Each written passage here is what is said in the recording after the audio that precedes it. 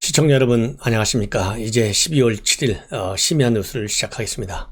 시청자 여러분들께 전호킨의 안보정론 많이 시청해 주셔서 고맙다는 말씀을 먼저 드리고 시작하겠습니다. 먼저 우리 주변 안보 상황이 녹록지 않다는 거 여러분들 잘 아시죠? 더군다나 정권 교체기를 앞두고 있는 미 행정부 이 후임 바이든 정부는 대북 정책 근본을 달리할 가능성이 상당히 많아요. 그렇기 때문에 그 어느 때보다도 한미 당국 간의 이 마찰 소지가 이 트럼프 행정부 때보다 훨씬 더 커나간다. 특히 트럼프도 이 군사적인 압박 수위는 계속 유지해 오고 있는데요. 바이든 정부 하에서도 이러한 군사적인 압박 기준은 계속될 가능성이 있어요. 지금 현재 그래서 미국의 행정부 교체를 앞두고 미 정부 당국에서는 이러한 이 상황을 틈탄 북한의 도발 가능성이 어느 때보다도 높다는 판단하에 북한과 그리고 이 북한과 동맹관계에 있는 중국의 군사적인 팽창을 견제한다는 그야말로 다목적 차원에서 이 군사적인 무력 시위를 계속하고 있는데요. 지난 5일날에도 미 본토에서 죽음의 백주로 불리는 미국의 B-1B 전략 폭격기 2대가 직접 이 괌에까지 장거리 비행을 한 것으로 알려지고 있어요. 그래서 1만 2천여 킬로가 되기 때문에 중간에 2번 이 공중 급여를 받으면서 장거리 논스톱 비행 훈련을 한 것으로 이렇게 해석이 되고 있습니다. 미국이 이렇게 무력 시위를 하는 것은 당연히 앞에 말씀드린 대로 중국과 북한에 대한 군사적인 압박의 일환이기도 하고요. 그 다음에는 이 상시 주둔보다는 순환 배치의 비중을 더 가지고 미국 본토의 병력과 장비를 유사시 필요한 쪽으로 차출하는 소위 신속 기동군화 전략과 연계됐다, 이런 분석이 나오고 있습니다. 특히 지난달 20일에는 B-1B 폭격기가 기체 하단에 장거리 공대지 미사일은 재즘을 장착해가지고 비행하는 사진까지 공개하기도 했습니다. 이래서 우리 군 당국에서도 이러한 미국의 군사적인 무력 시위 예사롭지 않게 보고 이 군사적인 측면에서 이 한미 대북 공조 전략에도 차질이 없도록 해야 되겠다, 이런 말씀을 드리고 싶고요. 특히 이번 B-1B의 이 괌 무로의 전개와 관련해서 우리가 주목해야 할 점은 바로 이동 경로입니다. 그래서 미국 본토 미국의 사우스다코타주에 있는 엘즈워스 공군 기지에서 출발해 가지고 북태평양과 즉 베링해, 그다음에 일본 인근의 상공을 거쳐서 괌으로 전개됐다. 이러한 이 비행 경로를 주셔야 되겠다. 그래서 이러한 비행 경로를 택한 것은 특히 북한에 대한 이 압박 신호가 더 강하다, 이렇게 해석되는 대목이다는 말씀을 드립니다. 그리고요, 지금 현재 미국과 중국 간의 세계적인 차원에서의 패권 경쟁이 강화되고 있는 추세가 아니겠습니까? 이러한 추세는 바이든 행정부에서도 계속될 것 같고요. 특히 미국과는 정치, 군사, 외교적인 이러한 대립이 있지만 특히 이 테크 경쟁 체제에 돌입했다. 그래서 이 테크 경제에서의 핵심 이슈는 바로 5G입니다. 이 5G, 화웨이 장비를 쓰지 말아라. 우리 정부에 대해서도 이미 초기부터 계속 압박을 해오고 있는데, 우리 정부는 5G를 쓰고 안 쓰고 하는 것은 정부가 개입할 일이 아니고 이거는 민간 분야 기업들이 알아서 할 것이다, 이렇게 발뺌을 하면서 미국 정부에 협조를 하지 않고 있어요. 그런데 이제는 미국이 이러한 이 애매모호한 입장에 관해서 가만히 있을 것 같지 않고 보복이 뒤따를 것이라고 하는 예고가 나오고 있는데요. 바로 6일, 어제 시간상으로는 어제죠. 6일 홍콩에 있는 유력지 사우스차이나 모닝포스트 영자지에 관련 기사가 실렸어요. 그래서 이제는 안보는 미국이고 경제는 중국이라는 이러한 이 환상이 깨질 수밖에 없는 코너로 우리 한국이 지금 몰리고 있다, 이렇게 지금 판단할 수 있는 상황에 직면해 있습니다. 그래서 이러한 이 규제, 즉 테크 첨단 기술과 전쟁이, 미국과 전쟁이 결국은 군사 분야로 이제 확대될 수밖에 없는데요. 이미 미국은 지난 여름 화웨이를 거래 금지 대상 기업으로 지정했어요. 그래서 화웨이를 쓰는 그런 나라들에 대한 이 압박을 많이 했는데요. 바로 이런 문제가 이제는 미국의 국방 수권 법안에 딱 명시적으로 적시하는 것으로 그렇게 되어 있다고 합니다. 그래서 미의회 차원에서는 중국 업체의 5G 기술을 사용하는 나라에 대해서는 미군과 첨단 무기를 배치하지 않는다, 이런 내용의 2021년도 국방수권법이 만들어질 것을 예고하고 있다, 이런 보도가 나온 거예요. 그런데 여기에 해당되는 나라가 지금 현재로서는 한국밖에 없다. 이런 보도도 나오고 있습니다. 지금 현재 이 규제가 적용되는 1000명 이상의 미군 주둔 지역 그리고 첨단 무기가 배치된 곳이 유일하게 한국밖에 없다. 다른 나라는 이미 여기에 대해서 적극적으로 클린 네트워크라고 하잖아요. 여기에 대해서 적극적으로 협조를 하고 있기 때문에 아무런 문제가 없는데 한국 정부만 비협조적으로 나왔기 때문에 한국이 직접 타겟이 될 것이다. 이런 지금 평가가 나오고 있어요. 더군다나 미국 정보기관에서는 이미 중국을 국가안보의 제1의 주적이다. 이런 입장을 대내적으로 아예 공개적으로 밝히고 있거든요. 그래서 미국의 국가정보국, 즉 미국 17개 정보기관을 총괄하는 국가정보국장인 래트클리프 국장이 지난 3일 월스트리트저널에 중국은 국가안보의 제1의 적이다. 이런 기고문까지 실었습니다. 그래서 이 기고문에 의하면 중국이란 공산주의 독재국가가 세계 지배를 막아야 된다. 이를 위해서 가장 시급한 것이 5G 기술을 이용한 중국의 도둑질이다. 이를 막는 것은 우리 세대의 숙명적 과제다. 이렇게 이 기고문에서 주장을 하고 있고요. 여기에 대해서 하원을 장악하고 있는 집권민주당 정보위원장 애덤 쉬프입니다. 이 사람도 적극적으로 이 공조 동의를 하고 있어요. 그래서 초당적인 협력이 그 어느 때보다 필요한 대목이고 양당이 같이 대응해 나가야 된다. 이런 지금 현재 입장을 밝히고 있습니다. 그래서 이제 우리 군은 이미 중국이 해킹을 시도한 결정적 근거가 최근에 밝혀졌어요. 이 하태경 의원이 국방부로부터 받은 자료가 공개됐는데요. 거기에 보면 악성 코드가 숨겨진 중국산 해안감시 카메라가 우리 군에 납품이 됐습니다. 다행히 본격 가동 이전에 이게 확인이 돼서 우리의 군 관련 정보가 유출되지는 않았지만은 만약에 이것을 몰랐다면은 우리 군의 북한 감시 영상에 중국으로 바로 빼돌렸을 가능성이 분명해지는 것이죠. 그래서 인민해방국 해커들의 군사정보 도둑질이 악명이 높지 않습니까? 그래서 이렇게 군납 장미의 악성 코드를 심어놓은 것이 발견된 것은 처음 있는 일인데 이게 기가 막힌 현실이다. 이렇게 중국은 지금 한국을 만만하게 보고 군사 기술을 도둑질해 가려고 지금 원천적으로 개입하고 있어요. 이럴지언데 5G 기술을 민간 부분이라 해서 반격한다. 민간 부분이 국가 안보를 침해할 가능성이 있을 경우에는 국가가 개입하는 게 당연한 거 아니겠어요? 그런데 이걸 중국, 친중국, 반미, 탈미 이런 입장을 현 정권이 가지고 있다 보니까 이런 어처구니 없는 일이 생기고 있다. 그래서 이제는 안보는 미국이고 경제는 중국이다. 이것은 그야말로 이런 전략은 이제 몽상이 돼버렸다. 예. 그래서 미국과 중국의 패권 경쟁이 지금 심각해져 있는 상황에 중간진대는 점점 좁아진다. 그래서 보다 현실적인 전략, 이럴 때는요, 위기가, 즉 안보 위기가 계속되고 지금같이 가중되는 상황에서는 결국 안보는 동맹의 편야 선에만 우리 안보가 지켜줄 수 있다. 이런 말씀을 여러분들께 드립니다.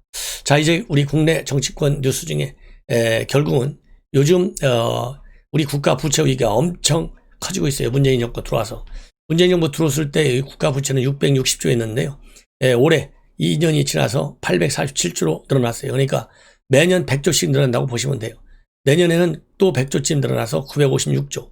그리고 이렇게 이제 늘어나게 되는데 이러다 보니까 여당 의원이 매우 이례적으로 이상민 의원입니다. 최근에 동반 퇴진론을 주장했죠. 추미애하고 윤석열. 이 이상민 의원이 어제 최상위층을 대상으로 해서 부유세법을 발의하겠다. 이런 입장을 내놨어요.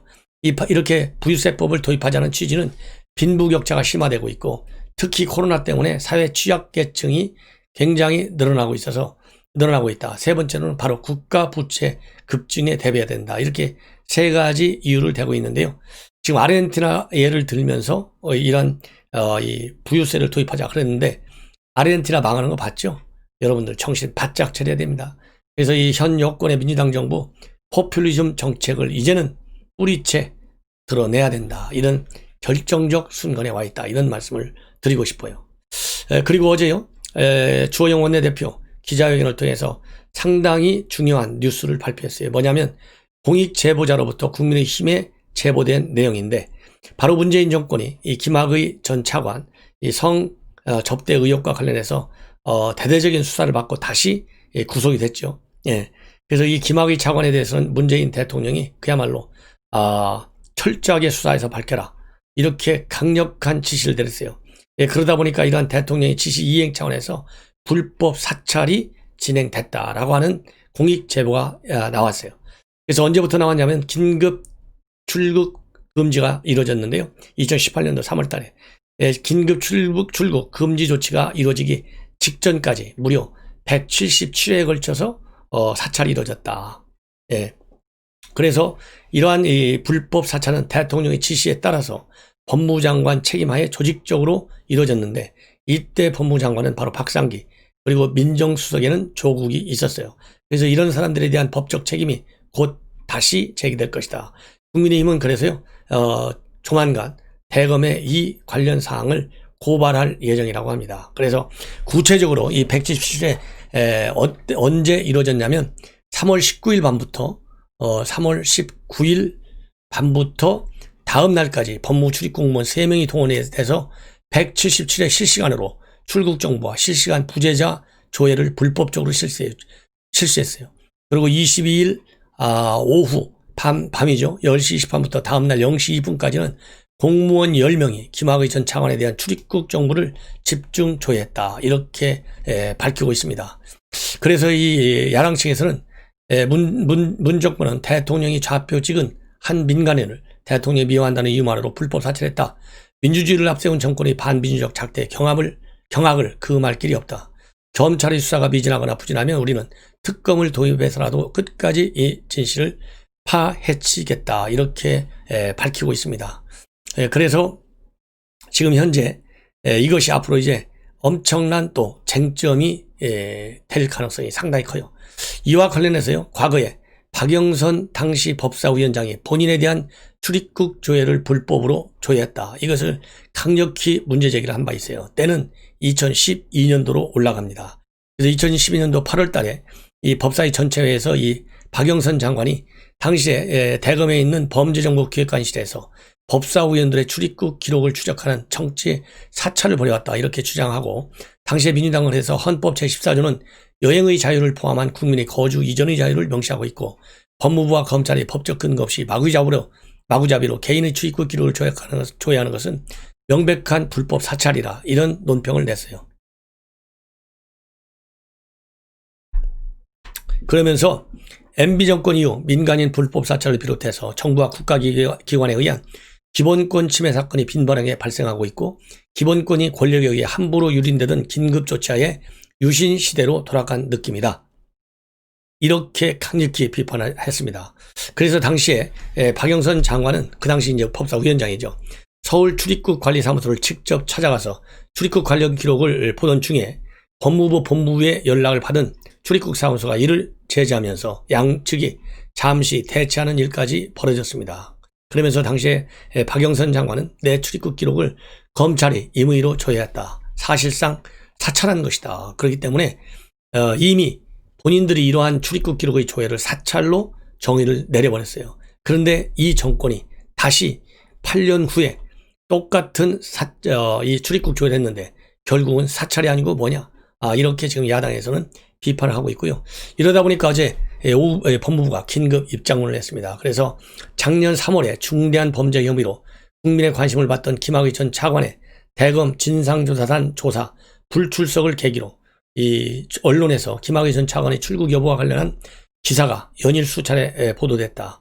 그래서 법무부는 수사를 위하여 출국이 적당하지 아니하다고 인정되는 사람에 대한 출국 금지, 이 출입국관리법 제4조 2항 관련 업무를 수행하기 위해서 불가피하게 김학의 차관의 출입국 여부를 확인한 바 있다. 즉 개인정보보호법 15조 1항에 따른 합법적 것이다, 이렇게 주장하고 있는데요. 이게 바로 내로남불 정권이잖아요, 현 정권이. 이제는 윤석열 총장에 대한 징계위, 이것이 지금 현재 여권 내에서 많은 분란을 일으키고 있고요. 청와대 뜻이 뭔지 도대체 이해할 수가 없다. 청와대에 대한 여당의 불만이 강화되고 있는 상황이다. 그래서 이게 자칫 잘못하면 청와대 의중대로 그렇게 쉽게 정리가 될 것 같지 않고 장기전으로 갈 가능성이 있다, 이런 전망이 나오고 있습니다. 단적으로 민주당의 진성준 의원, 청와대에서 정무비서까지 한 실세 중에 한 사람이죠. 최근에 KBS에 출연해가지고 뭐라고 얘기했냐면, 첫 회의에서 징계 여부라든가 또는 수위가 다 결정될 것이라 보는 것은 섣부른 관측이다. 조사 절차라든지 신문 절차가 좀 진행될 수 있다. 여러 차례 반복적으로 진행될 수 있다는 것이죠. 이런 전망을 내놓고 있어요. 그래서 이런 걸 보면 이제는 청와대에서도 상당히 이 장기전에 대비하고 있는 것이 분명해 보입니다. 그래서 이러다 보니까 여권 주요 인사들은 대통령의 진짜 의중이 뭐냐 이렇게 당황하는 기색도 굉장히 역력하다. 그래서 여권의 핵심 관계자는 뭐라고 지금 상황을 보고 있냐면요. 윤 총장을 무조건 쫓아내야 한다는 민주당 기류와는 달리 문 대통령은 추 장관과 윤 총장 그 누구의 손도 들지 않는 것이다. 현재로서는 법리적으로 문제가 없는 징계의 진행이 문 대통령의 뜻이다. 이렇게 얘기를 하고 있다고 합니다. 자, 그런데 말이죠. 이 경우의 수에 따라서 대통령의 임기 후반을 가를 그러한 이 레임덕 촉발 요인 중에 하나가 바로 징계위가 되고 있다. 그래서 여러 이 경우의 수가 예상이 됐는데요. 첫째로는 징계위가 아예 10일 날 열리지 않을 가능성도 있다. 왜 그러냐면 이미 윤 총장이 법적 소송을 제기하고 있어요. 헌법소원도 냈고 가처분 신청도 냈어요. 그렇기 때문에 우연 결정이 날 가능성도 상당히 크다라고 하는 법조계의 의견이 지배적입니다. 대표적으로 장영수 고대법대 교수가 그런 의견을 가지고 있어요. 왜 그러냐면 이미 이 윤 총장이 제기한 이런 검사징계법 위반, 헌법 위반이라고 하는 사실은 여러 가지 이 법조계 대다수에서 나오는 주류적 의견입니다. 그렇기 때문에 지금 이게 헌재에서 그렇게 쉽게 결정을 내기가 어렵고 만약에 징계위 전에 결정을 내린다면 이거는 윤석열 총장의 주장이 인용될 가능성이 상당히 크다. 그럴 경우에는 대통령에 대한 부담이 엄청 커지고 추미애는 바로 내려와야 된다. 이렇게까지 지금 현재 나오고 있습니다. 더군다나 최근에 여론조사를 보면 윤석열과 추미애의 갈등이 그야말로 대통령 지지율을 끌어내리는 두 번째 이유 중에 하나인데 무려 그게 9%나 되고 있어요. 2주 전에는 5%밖에 안 됐는데 결국 배로 늘어나고 있다. 따라서 정치적으로 이제 문재인 대통령이 해결할 수밖에 없는데 그렇게 쉽지 않다. 이런 지금 전망이 나오고 있어요. 그 다음에는 징계위가 예정대로 열리는 경우에라도 견책과 같은 경징계로 나오는 경우 그리고 해임과 면직이라는 중징계로 나눠지는 경우가 있는데요. 어떤 경우로 결론이 나더라도 대통령의 책임은 피할 수가 없다. 왜냐하면 추미애가 이걸 하려고 할 때서부터 당연히 대통령한테 보고했을 거 아니겠습니까? 그러면 대통령이 정부적 판단, 법률적 판단을 해갖고 종합적으로 징계위를 하라라 마라 이렇게 해야 되는데 징계위가 열리고 있고 열리는 것을 그대로 방기하고 있고 오히려 촉진시키고 있어요. 왜냐하면 이 차관이 고기영 차관이 사표를 내니까 바로 이용구 차관을 문제가 많은데도 불구하고 대통령이 밀어붙였잖아요. 그러니까 대통령이 징계위를 추미애가 계속 끌고 나가는데 이 지지를 하고 지원을 해주는 그런 거거든요. 그래서 어떤 결과가 나오든지 간에 정치적인 비판은 문 대통령에 대해서 상당히 클 것이다. 이런 지금 전문가들의 평가가 뒤를 잇고 있다. 그리고 마지막으로요. 이제 윤 총장이 증징계에 반발해서 이 징계 처분, 취소 소송 등 법적 대응을 또 계속할 경우에는 이것이 1년이 걸릴지 2년이 걸릴지 아무도 모른다. 그렇다고 본다면 그 사이에 정권은 끝나게 될 수도 있다. 이런 비관적 전망까지 나오고 있습니다. 이러다 보니까요. 이거는 문화일보 사설입니다. 12월 4일자 사설인데 지금 대통령이 정당성과 공정성 지켜가면서 징계 절차를 운영해 나가라. 이렇게 지시를 해놨는데 이 문화일보 사설에 따르면 윤 총장에 대한 징계 청구 철회가 바로 정당성과 공정성이 출발이다. 이런 사설을 싣고 있어요. 아마 우리 국민 여러분들께서도 제 방송을 좋아하시는 시청자 여러분들께서도 이러한 문화일보의 사설에 공감할 것이라고 믿습니다. 그래서 이 사설 약 1분에 걸쳐서 1분 한 20초에 걸쳐서 여러분들께 빠른 속도로 읽어드리겠습니다. 추미애 장관의 윤석열 총장 징계 청구와 직무 정지가 원천적으로 엉터리임은 이미 적나라하게 드러났다. 법원의 집행정지 결정문과 법무부 감찰위원회의 만장일치 철회 요청 이를 확고하게 증명한다. 따라서 문 대통령이 3일 절차적 정당성과 공정성이 중요하다고 한 것은 책임 회피를 위한 핑계거리를 하나 만든 데 불과하다. 특히 윤 총장 징계가 부당하다며 사표를 낸 고기영 법무차관 후임에 이용구 변호사를 이틀 만에 임명한 것도 마찬가지다. 윤 총장이 최고 지휘권자인 원전 경제성 조작 사건의 핵심 혐의자인 백운규 전 장관 변호인이었던 사람을 당연직 징계위원회에 앉혀놓고 징계위원장을 맡기지 않도록 한 것도 절차적 정당성과 공정성 확보 방안이라고 주장했다. 국민을 바보로 여기는 궤변이다. 법무부는 지난 2일 예정됐던 징계위를 4일로 한 차례 연기한 뒤 문 대통령 언급 직후 10일로 또 미뤘다. 속 사정은 차차 드러나겠지만 절차적 하자를 자인한 셈도 됐다. 4일 현재 당연직을 제외하고 징계위원이 누구인지도 밝히지 않고 있다. 윤 총장 측이 받은 징계 관련 서류도 신문기사 스크랩이 대부분이라고 한다. 이런 결함 이전에 징계 청구와 직무정지는 원천적으로 정당성이 없다. 꼭두각시 징계위로 중징계를 강행해도 법원에 의해 징계 집행 정지도 예상된다. 이런 상황에서 추장관 폭주를 방조해온 문 대통령이 자신에게 돌아올 책임을 의식한 것 같다. 문 대통령 언급이 진정성을 가지려면 불법으로 점철된 징계 여부 자체를 처리하고 직무 정지도 없던 일로 하는 것이 출발점이다. 그 뒤에 정당성, 공정성을 훼손하면서 이번 사태를 주도한 추장관과 그 하수인들을 경질해야 한다. 이용구 법무차관도 다시 바꾸는 게 옳다. 무엇보다 추장관과 극소수 측근들의 위법 행태는 구체적이고 매우 심각하다. 추장관이 지난달 대검 감찰부에 직접 판사 사찰을 감찰을 지시한 것은 검찰청법 위반이다. 박은 전 감찰 담당관의 직권남용, 공용서류 손상과 대검 감찰부가 윤 총장을 성명불상자로 입건한 것도 규정 위반이다. 심지어 이성윤 서울중앙지검장과 심재철 검찰국장 등이 윤창정을 몰아내기 위한 친위 쿠데타를 모의했다는 정황도 드러났다. 당장 수사로 밝혀야 할 일이 쌓여간다. 이것이 결론입니다. 이 얘기를 보면 결국은 추미애, 그 다음에 문재인 전부 탄핵감이다. 이런 결론이 저절로 나올 수밖에 없는 이런 것들이 쌓이다 보니까요. 조로남불, 내로남불, 추로남불, 이제 물로남불. 이러니까 말로가 걱정스럽다라고 하는 전망이 외신을 통해서까지도 우리가 접하게 되는 매우 위중한 헌법 위반, 관련 법률 위반 사례들이 쌓이고 쌓이는 형국이다. 이런 말씀을 드립니다. 시청자 여러분 이제 편안히 주무시기 바랍니다. 대단히 고맙습니다.